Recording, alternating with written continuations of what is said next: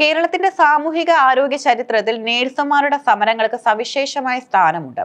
ദൈവത്തിന്റെ സ്വന്തം നാടെന്ന് നാം അഭിമാനിക്കുമ്പോഴും ആ നാടിന്റെ ആരോഗ്യ സുരക്ഷ ഉറപ്പാക്കുന്നത് നേഴ്സുമാർ ദശകങ്ങളായി അനുഭവിച്ചു പോകുന്ന ചൂഷണങ്ങൾ വിവരണാതീതമാണ്. ഈ ചൂഷണങ്ങൾക്കെതിരെ ശബ്ദമുയർത്തുകയും നേഴ്സിംഗ് സമൂഹത്തിന് അന്തസ്സും ആഭിജാത്യവും നേടിക്കൊടുക്കുകയും ചെയ്ത പ്രസ്ഥാനമാണ് united nurses association. Jasmin Shah എന്ന കരുത്തുറ്റ നേതൃത്വത്തിന് കീഴിൽ കേരളത്തിലെ നേഴ്സുമാർ വീണ്ടും ഒരു വലിയ സമരമുഖത്താണ്. അടിസ്ഥാന ശമ്പള വർധനവും മിനിമം വേതനവും ഉറപ്പാക്കാൻ വേണ്ടിയുള്ള ഈ സമരം കേരളത്തിലെ സ്വകാര്യ ആരോഗ്യ മേഖലയെ സംബന്ധിച്ചിടത്തോളം നിർണായകമാണ്.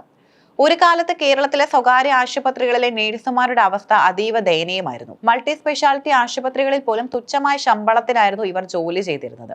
ശമ്പളത്തിന് പുറമെ ബോണ്ട് സമ്പ്രദായം, സർട്ടിഫിക്കറ്റുകൾ പിടിച്ചുവെക്കൽ തുടങ്ങിയ പ്രാകൃത രീതികൾ പല മാനേജ്മെന്റുകളും പിന്തുടർന്നിരുന്നു. ഈ സാഹചര്യത്തിലാണ് 2011 യുണൈറ്റഡ് നേഴ്സസ് അസോസിയേഷൻ രൂപീകൃതമാകുന്നത്.